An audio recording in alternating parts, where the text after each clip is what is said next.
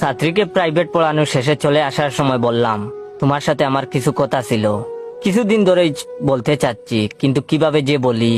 তখন ছাত্রী বলল, কি বলবেন বলেন, কোনো সমস্যা নাই। আমি বললাম, না থাক, আরেকদিন বলবো।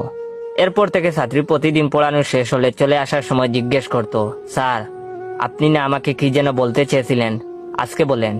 আমি তখন উত্তর দেই, আরেকদিন বলবো।